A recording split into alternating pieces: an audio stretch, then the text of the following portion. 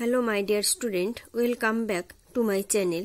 আজ আমি দ্বিজেন্দ্রলাল রায়ের মেবার পতন নাটক থেকে স্ত্রী চরিত্রের ভূমিকা বিষয়ে একটি নোট নিয়ে উপস্থিত হয়েছি।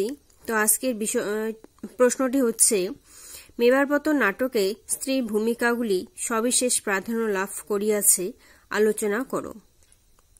স্টুডেন্ট, তোমরা আমার ভিডিওটিকে স্কিপ না করে প্রথম থেকে শেষ পর্যন্ত দেখবে এবং যারা এখনো আমার চ্যানেলটিকে সাবস্ক্রাইব করনি তারা আমার চ্যানেলটিকে সাবস্ক্রাইব করে নেবে আর ভিডিওগুলিকে তোমরা তোমাদের ফ্রেন্ডসদের কাছে শেয়ার করে দেবে।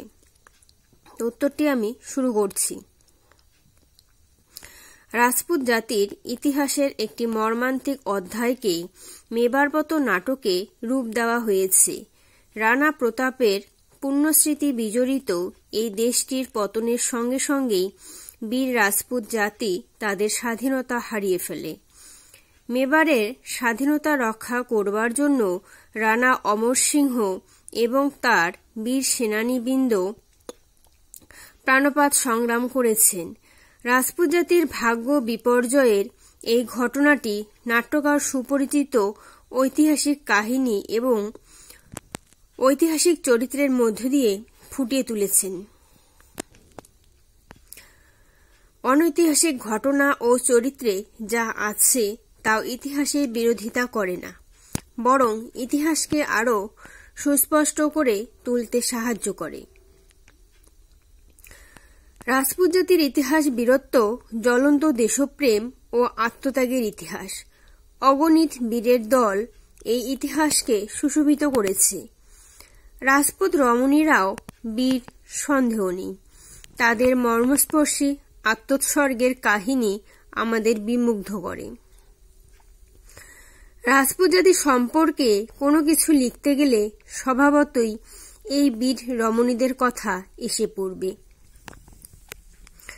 রাজপুত জাতির চরম ভাগ্য বিপর্যয়ের ঘটনাকে নিয়ে রচিত মেবার পতন নাটকে যদি স্ত্রী চরিত্রের প্রাধান্য ঘটে থাকে তবে তাতে বিস্মিত হবার কোনো কারণ নেই। দীর্ঘকাল পরে মুঘল সম্রাট জাহাঙ্গীরের সৈন্যবাহিনী মেবার আক্রমণ করতে উদ্যত হয়েছে। মেবারাধিপতি অমর সিংহের কাছে এই সংবাদ এসেছে, কিন্তু তিনি স্থির করেছেন যে মোগলের বশতা স্বীকার করে নেওয়াই ভালো, কারণ প্রথমত প্রভূত শক্তিশালী মোগল সৈন্যের সঙ্গে অল্প সংখ্যক রাজপুত সেনার যুদ্ধ অসম্ভব। দ্বিতীয়ত, প্রতাপ সিংহের তিরোধানের পর কিছুকাল যুদ্ধবিরতির ফলে মেবারবাসীরা ধনী, সুখী ও সম্পদশালী হয়েছে। রাজ্যে একটা সুগভীর শান্তি বিরাজ করছে। এমতাবস্থায় স্বাধীনতা রূপ একটা বায়বীয় অনুভূতির খাতিরে এই সুখ স্বাচ্ছন্দ্য বিসর্জন দেওয়া যুক্তিযুক্ত হবে না। বিশেষ করে শুধু নামমাত্র একটা কর দিলেই যখন মোগল সম্রাট সন্তুষ্ট হন, প্রতাপের আমলের স্বদেশভক্ত বীর সেনানীরা অমর সিংহকে বহু করে বুঝিয়েও প্রতিরোধে সম্মত করতে পারলেন না। এমন সময় চারণী সত্যবতী এসে তীব্র বাক্যবাণে বিদ্ধ করে অমর সিংহের চৈতন্যোৎপাদন করল। অতঃপর নাটকের পরিসমাপ্তি পর্যন্ত এই সত্যবতী সমস্ত যোদ্ধৃবৃন্দকে উৎসাহদীপ্ত করে রেখেছে। সত্যবতীর ভূমিকা এই নাটকের পক্ষে অপরিহার্য বলেই মনে হয়। মেবার পতন নাটকে রাজপুত জাতির বীরত্বের কাহিনী বর্ণনা করা নাট্যকারের উদ্দেশ্য নয়। মেবারের পতনের কারণ এবং এই কারণের প্রতিকার এই মুখ্যত নাটকের বক্তব্য বিষয়। অন্ধ জাতিবিদ্বেষ, আত্মকলহ এবং প্রকৃত মনুষ্যত্ববোধের অভাবই রাজপুত জাতির পতনের কারণ।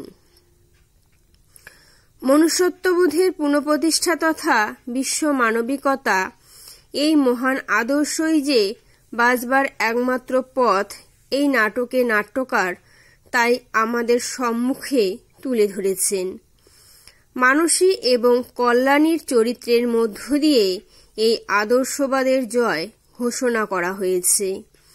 নাটকের পুরুষ চরিত্ররা এই আদর্শবাদের প্রতিবন্ধকতা করেছে, কিন্তু মানসী ও কল্যাণী অভ্রান্ত অন্তঃপ্রেরণার দ্বারা এই আদর্শকে প্রতিষ্ঠা করেছে। কাজেই আমরা দেখতে পাই এই নাটকের দেশাত্মবোধের দিকটি সত্যবতী এবং আদর্শবাদের দিকটি মানসী ও কল্যাণী তুলে ধরেছে। ফলে এই নাটকের স্ত্রী চরিত্ররাই প্রাধান্য লাভ করেছে, তাতে সন্দেহ করবার অবকাশ নেই। স্টুডেন্ট, নোটটি এখানে শেষ হলো। এরপরে আমি তোমাদের আরো অন্য টপিকের নোটস নিয়ে উপস্থিত হব।